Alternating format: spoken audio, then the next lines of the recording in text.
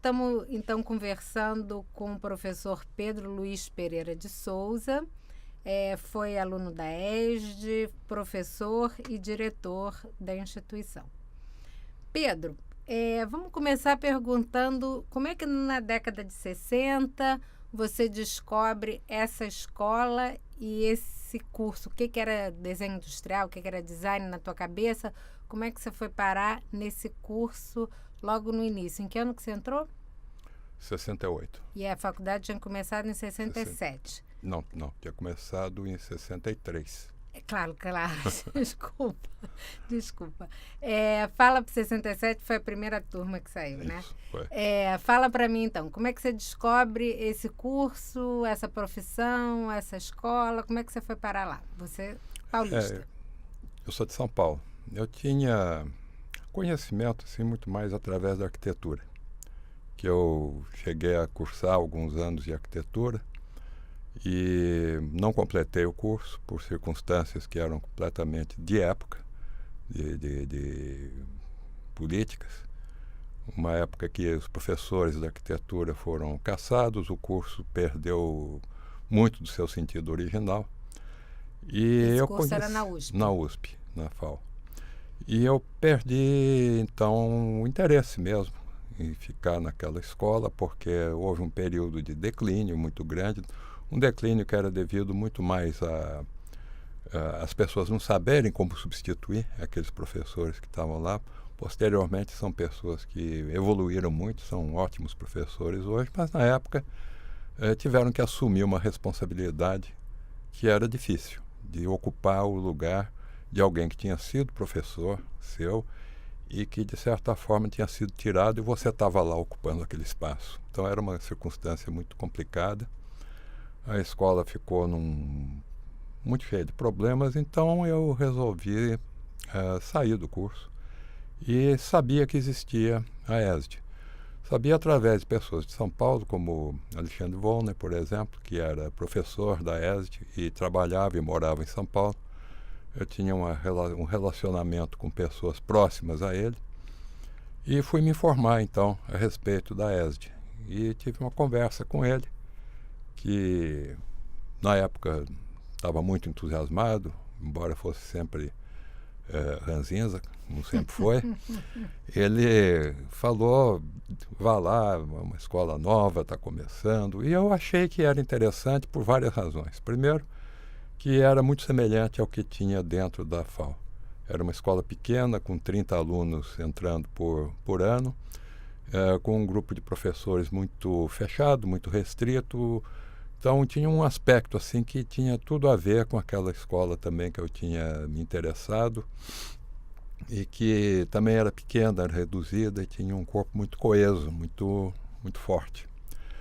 E então eu fiz o vestibular para a ESD, e um vestibular que diziam que era dificílimo, que era super concorrido, que era tão difícil quanto o Itamaraty, essa baboseira toda, na primeira escola da América Latina, essa outra baboseira que se fala sempre, e que, no fim das contas, era uma escola boa, mas uma escola, apenas isso. Com pessoas muito interessantes, pessoas muito legais. Ao longo do tempo eu fui conhecendo melhor essas pessoas. E era isso, basicamente. Quer dizer, era uma escola que era centrada, eu diria, muito em personalidades, em características pessoais de 4 ou 5 pessoas muito interessantes, alguns brilhantes, alguns extraordinariamente inteligentes e criativos. E, mais do que uma escola, era um grupo de pessoas interessadas em design. Eu digo mais do que uma escola porque eu acho que isso é mais do que uma escola.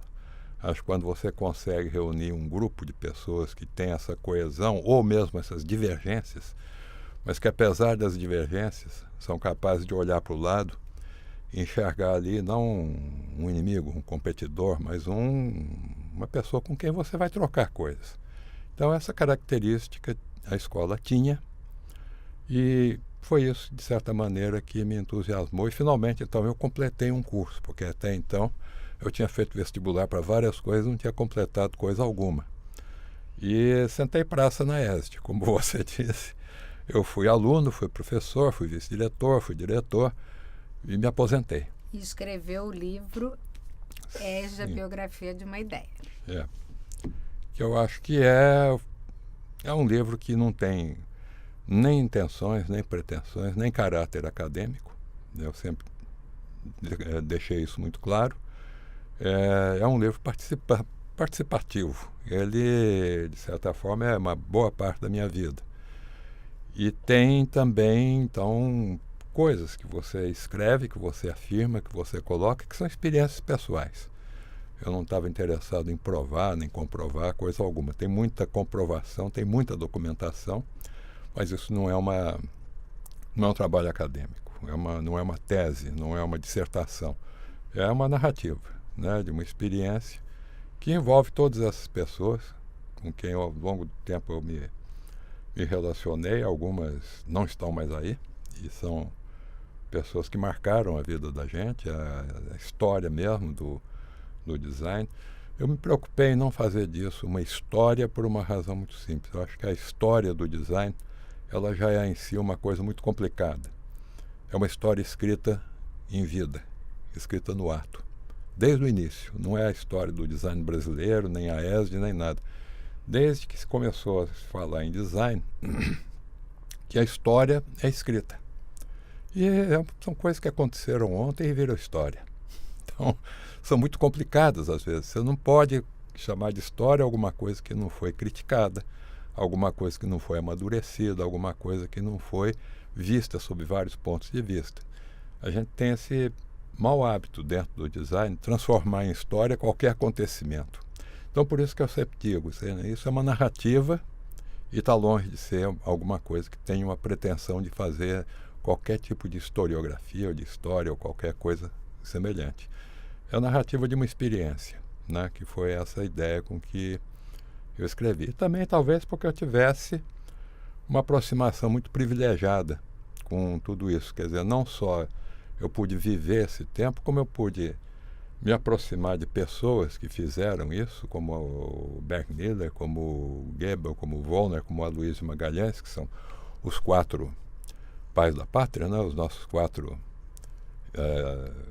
expoentes, vamos chamar assim, como de outras pessoas também, que não ficaram tão marcadas nessa história, mas que tiveram uma presença muito forte nas nossas ideias, como a Renina Katz, como Daisy Eagle, que teve uma permanência muito rápida dentro da ESD, mas marcou muitas pessoas. A experiência dela foi muito marcante. De Courtins, que foi uma outra figura que teve pouco tempo na escola, mas que em 2 anos que esteve deixou uma marca muito importante. E isso são coisas que, se alguém for fazer hoje um trabalho de história, não vai encontrar nada. Não vai encontrar documentação alguma, porque essa coisa se perdeu. Então essas narrativas terminam tendo mais esse intuito. Quer dizer, não é uma coisa comprovável, mas é uma provocação que fica. Né? E eu acho que isso é sempre importante de você deixar registradas essas coisas, até para que alguém pegue esse material e use ele como uma referência para uma futura crítica, né? Então, a intenção desse livro foi essa, né? Que eu acho que você mesmo está dizendo, você dá aula também de história, você sabe a dificuldade que é para você ter referências que sejam realmente seguras. Quer dizer, nenhum de nós tem uma formação de historiador. Começa por aí. E todos nós escrevemos e falamos sobre a história.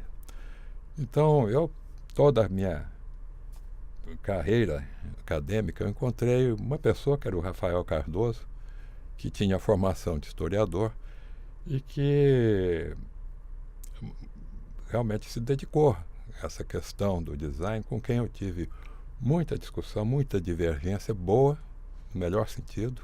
O tempo que ele teve na ESE, a gente trocou muitas figurinhas e divergimos muito, e foi muito saudável, foi muito bom você encontrar finalmente alguém que tinha esse embasamento histórico e que tinha uma crítica a fazer muito segura, muito precisa a respeito de tudo aquilo que a gente considerava como a história do design, né? Então foi muito interessante essa presença que infelizmente não permaneceu aqui. É evidente que ele está fazendo coisas melhores, né? Não necessariamente.